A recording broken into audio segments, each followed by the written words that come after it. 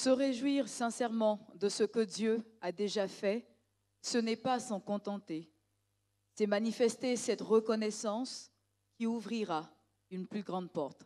C'est ce qu'ont compris certaines personnes qui me font le plaisir ce matin d'être mes invités. Bonjour à vous aux quatre coins du monde et bienvenue. Vous êtes à Instant Témoignage.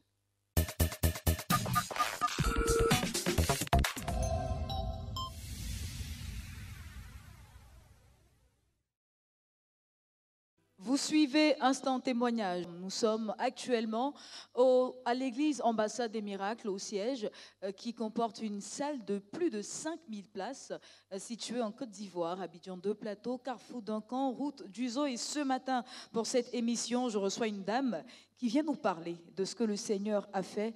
Elle fait mention de quelque chose qu'on n'a pas l'habitude d'entendre, peut-être ailleurs, mais ici, en tout cas, nous sommes habitués. Elle fait référence au manteau de loin dans la maison. Bonjour Dina, vous allez bien? Dans le ça va. Vous êtes confortablement installée? Oui, ça va. Je voulais dire merci au Seigneur pour ce qu'il a fait dans la vie de l'amie de ma fille. Voilà. C'était un témoignage de remerciement pour une guérison instantanée. Une guérison instantanée dans la vie de cette fille. Depuis le début de cette semaine, c'est la camarade de ma fille, elle est en France. Et elle est accouchée, mais avant d'accoucher, elle ne se portait pas bien. Et quand elle a accouché, elle a eu les jambes enflées. Elle était malade.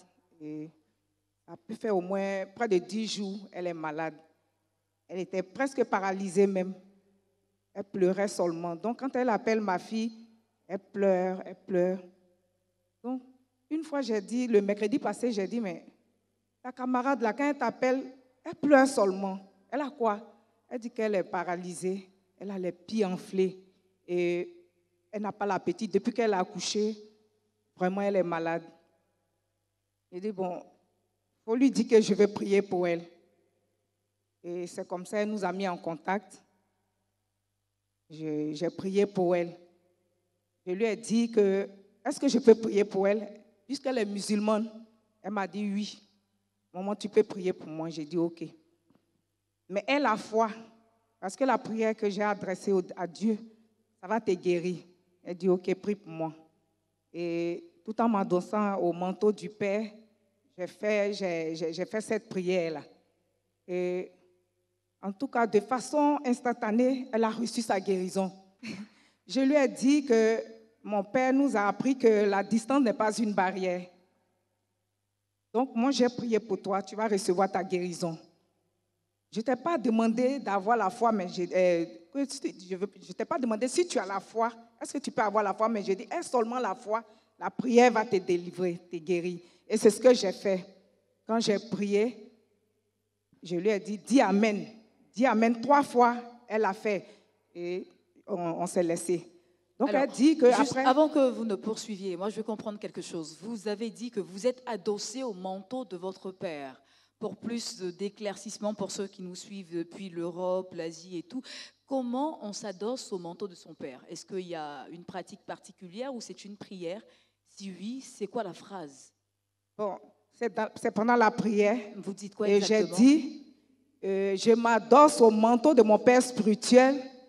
Au nom de Jésus, sois guéri de cette paralysie-là. C'est comme ça que vous êtes adossé au manteau de votre père. Et c'est cette ça. prière qui a permis à l'ami de votre fille de guérir sur le champ, instantanément. Oui.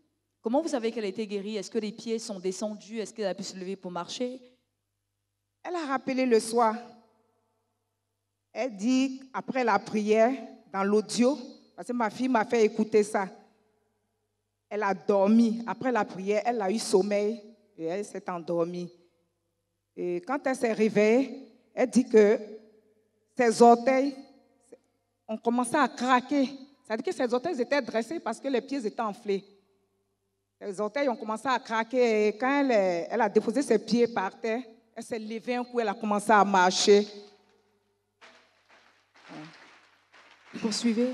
Donc, elle a même allé à la cuisine et la nourriture qu'elle n'arrivait pas à manger, Elle a pris le repas dans le réfrigérateur réchauffé et elle a mangé. Vraiment, elle a appelé, puis elle a dit, Lavi, dis à ta maman de continuer de prier pour moi. Parce que quand elle a fini de prier pour moi, quand je me suis endormie à mon réveil, vraiment, j'arrive à marcher et je suis descendue même, je suis allée à la pharmacie acheter des médicaments. Et vraiment, il faut lui dire de continuer dans la prière. Extraordinaire, comme ce que Dieu fait toujours dans cette maison, Église Ambassade des Miracles. Ça faisait combien de temps que l'ami de votre fille était dans cet état? Combien de temps ça déjà? peut faire, c'est juste après son accouchement, ça fait 10 jours maintenant. 10 jours qu'elle qu'elle a n'arrivait accouché. pas à marcher. Et après la prière, Oui. en vous adossant au manteau de votre Père, donc en vous connectant à l'huile qui coule sur la tête de loin, vous avez pu, par la prière, apporter la guérison à cette dame. Oui, oui. Nous bénissons donc le nom du Seigneur. Nous sommes obligés de clore avec vous pour aujourd'hui. Est-ce que vous avez un dernier mot? Bon, moi je voulais m'adresser à mes frères et sœurs pour dire que nous qui sommes auprès du Père, ne nous négligeons pas. C'est-à-dire que quand papa prie, nous qui sommes auprès de lui, qui travaillons avec lui là, le manteau nous couvre. Vous êtes pasteur? Papa. Vous êtes pasteur? Non, je ne suis pas pasteur, je suis du service d'ordre. Vous êtes du service d'ordre. C'est tout. Et par cette prière, vous arrivez à faire quelque chose d'extraordinaire. Voilà. Parce que vous êtes connecté, vous servez auprès du bishop Ouattara. Oui, je suis du service d'ordre. Alors, tant que je suis avec papa, son manteau me couvre partout, je vais. Nous sommes très contents de vous avoir reçu, Dima, Anne, Patricia. Merci. Nous allons passer à une transition pour recevoir le prochain témoin de cette émission. Merci. À tout de suite.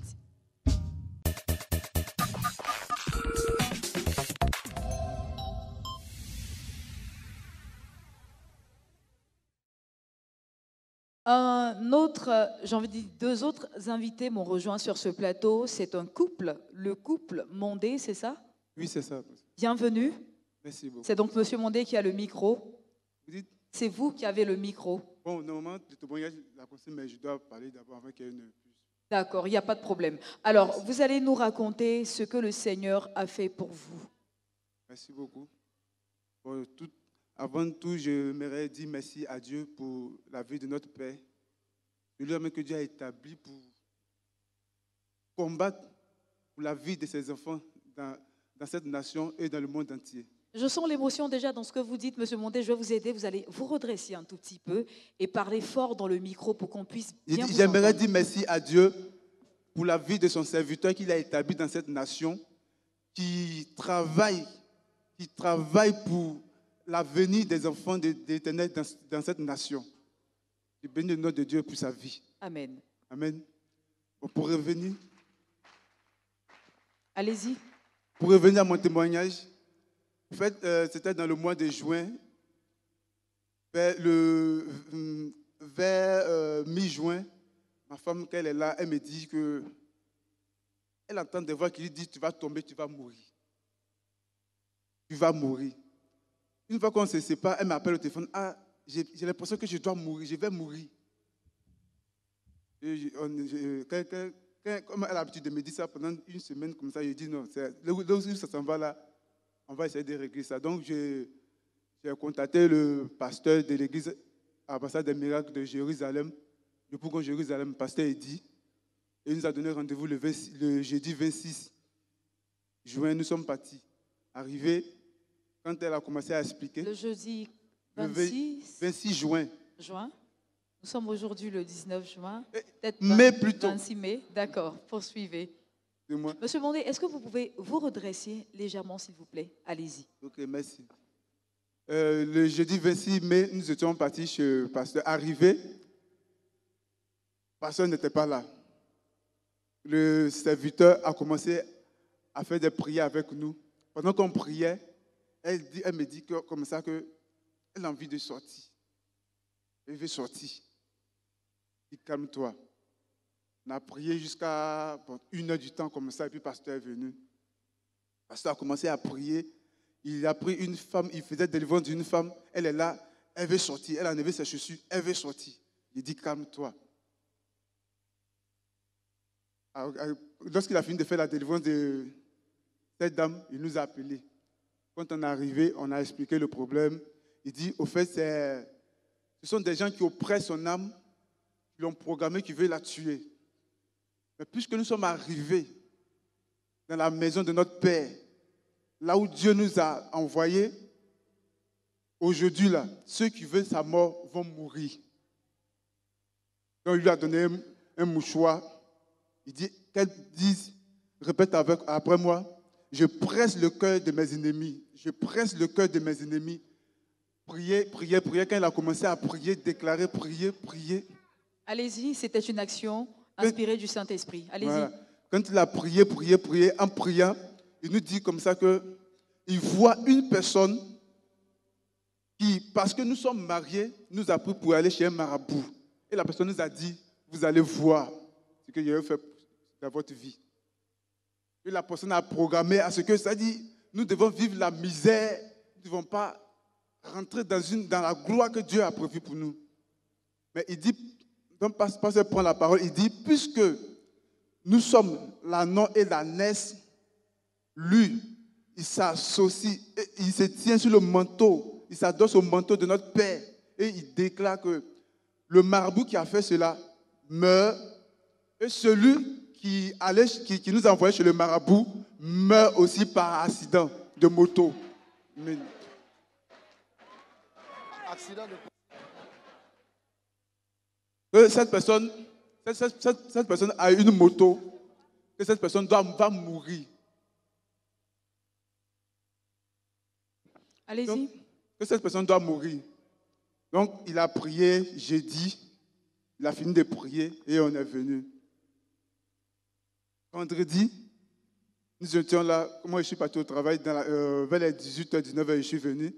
Ma femme me dit comme ça qu'elle a infection, elle n'arrive pas à uriner, quand elle veut uriner, ça ne sort pas, et puis elle ne peut pas aller à la selle, tout est bloqué sur elle. Et on a commencé, quand je suis arrivé, on a commencé à prier, on a prié un peu, et puis je lui ai dit, prends l'huile de papa, fais de la toilette avec et frotte dans ton bas-ventre. Ton bas-ventre plutôt. Lorsqu'elle a fini de frotter, les 5 minutes qui ont suivi, elle a commencé à se libérer. Le vendredi et le vendredi, samedi maintenant, matin, elle se réveille, elle était au service. C'était comme si le coin était noir. Elle dit, elle ne voyait plus, le coin était noir, elle attendait de voir. Donc, il y avait une forte présence. Même ses collègues, lorsqu'ils s'approchaient d'elle, ils disent qu'ils ne peuvent pas, quand ils s'approchaient d'elle, ils deviennent lourds. Donc, c'est elle qui vous racontait ça, ce qu'elle vivait au travail? C'est elle qui vous racontait ce qu'elle Oui, vivait au travail? oui. D'accord. Puisqu'elle est là, on va donc lui remettre le micro. Bonjour, Madame Mondé. Bonjour, Prisca. Alors, qu'est-ce qui s'est passé le samedi? Qu'est-ce que vous avez vécu au travail? Le samedi, j'étais là. C'est comme s'il y avait des personnes et puis j'étais dans une forêt. Donc, j'ai commencé ici quand il transpirait beaucoup. Ici quand il sous la douche, j'ai commencé à invoquer. L'Éternel est mon berger, je ne manquerai de rien. Le Dieu de mon Père ne me laisse pas. Je me couvre par le manteau de papa. C'est comme si j'ai reçu un coup et mes yeux ont commencé à me faire mal. C'était au travail? Oui. Vous êtes rentré dans la salle d'eau, vous voulez dire? Oui, D'accord. Donc c'est comme ça que j'ai dit à mes collègues, est-ce que vous voyez? Ils disent, oui, ça ne va pas, Madame Mondé, tu transpires beaucoup. Donc j'étais là, je suis sortie, je devais sortir du lieu. Donc quand je suis sortie, arrivée à la maison, j'ai dit, mais ici l'atmosphère est bien. Donc je suis rentrée net, il y a des gens qui sont descendus sur le toit. Puis j'ai dit, vous ne me faites pas peur, parce que le Dieu de papa est avec moi. Donc c'est comme ça, il y a eu un vent qui a soufflé. Et ma voisine a dit, c'est quoi ça? Donc en même temps, elle lui a dit, ah pardon, donne-moi quelque chose à manger. Comme mon mari n'est pas là, j'ai oublié ma clé au travail. Donc elle m'a donné, mais je transpirais seulement. Mais le pasteur a dit, lorsqu'il faisait la délivrance de la personne, donc j'ai dit, ah Némi, ça commence à être chaud, et j'ai sorti. D'accord. Avant que vous n'alliez plus loin, on va essayer de comprendre. Vous quittez le travail, Après à la avoir maison. reçu cette sensation bizarre, vous rentrez à la maison. Oui. Votre époux n'est pas là. C'est sur le toit de qui que vous voyez des gens descendre? Ma voisine. Sur le toit de votre voisine que vous avez l'impression qu'il y a des gens qui descendent sur le toit. Donc vous commencez à invoquer le Dieu de votre père. Et il y a Il y a un vent qui souffle, qui effraie même votre voisine, qui se demande ce que c'est. Oui. Et vous lui demandez à manger par la suite. D'accord. Donc, c'est comme ça que j'étais là mais je transpirais seulement. Donc, à 19h, 20h, 21h, mais je ne pouvais pas regarder mon mari. J'avais le visage au mur. Donc, j'étais jusqu'à 21h, 22h, on m'appelle pour dire, ah, il y a ton cousin qui a fait accident de moto, vraiment, il est mort. Donc, c'est là que je me suis retrouvée jusqu'à aujourd'hui. Donc, je bénis le nom de Dieu, de papa. D'accord, donc c'est après qu'on vous ait annoncé cette nouvelle que vous êtes senti libéré, délivré, que vous vous êtes retrouvé. Bien avant ça, vous étiez oppressé par des voix et par des choses qui vous étourdissaient, jusqu'à perturber, je crois, votre travail et à vous obliger à rentrer à la maison. Mais après la prière et les déclarations faites par le pasteur Eddy, qui est le pasteur de l'église Ambassade des Miracles de Yopougon, Jérusalem, il arrive quelque chose de très précis qui avait été dit. Votre cousin meurt par accident de moto, alors que le pasteur ne savait même pas que votre cousin avait acheté une moto, mais l'Esprit lui avait révélé que la personne qui travaillait contre vous venait de s'acheter une moto. C'est ainsi que vous comprenez. Il y a longtemps qu'il a la moto, mais j'avais oublié. Je me suis dit, c'était une personne d'Abidjan qui m'a pris pour aller chez un marabout. Je ne savais pas si c'était chez moi. D'accord, vous n'avez pas pensé que c'était un membre de la famille. Et aujourd'hui, le Seigneur a travaillé dans votre vie. Vous êtes délivré. Il y a aussi la partie où vous aviez mal et votre mari vous a demandé de prendre l'huile sur laquelle le bishop Ouattara avait déclaré des paroles. Et instantanément, vous qui n'arriviez pas à aller aux besoins, cela s'est fait sur le coup. Une délivrance, on va dire. Nous bénissons donc le Seigneur pour ce qu'il a fait dans votre vie. Je permets à tous ceux qui nous suivent. Excusez-moi, je suis partie à la délivrance le jeudi, vendredi, samedi, il est mort. Le jeudi qui a suivi l'enterré. Donc, ma maman me demande, elle dit de faire un programme. Elle qui est à risque, elle s'est opposée parce que je suis évangélique. Ils sont fâchés contre moi. Aujourd'hui, elle me dit de faire un programme. Elle va venir faire sa délivrance à l'ambassade. Parce qu'elle a compris, elle aussi, ce qui s'est passé. Nous sommes en compagnie du couple Mandé à Instant Témoignage, si vous nous prenez en marche. Et le Seigneur a travaillé dans la vie de cette dame qui a été assistée par son époux. Vous entendiez auparavant des voix qui vous oppressaient, qui vous disaient que vous deviez mourir, des choses qui vous ont perturbé. Après les séances de délivrance avec le pasteur Eddy de l'église Ambassade des Miracles de Yopougon, Jérusalem, le Seigneur vous a aujourd'hui restauré, totalement délivré. Un mot de fin peut-être? Un mot de fin peut-être? En tout cas, je bénis le Dieu de papa. Vraiment, c'est un rêve que je me suis retrouvée ici. Donc, en tout cas, depuis que j'ai mis pied, ça va. Donc, je voulais dire aux frères et sœurs d'être patients, d'écouter ce que papa dit, c'est réel, c'est la vérité. De ne pas s'emmerder, de vous asseyez-vous, écoutez, vous allez voir. Merci Madame Mandé, merci Monsieur Mandé d'être passé sur ce plateau. C'est un plaisir pour moi de vous recevoir.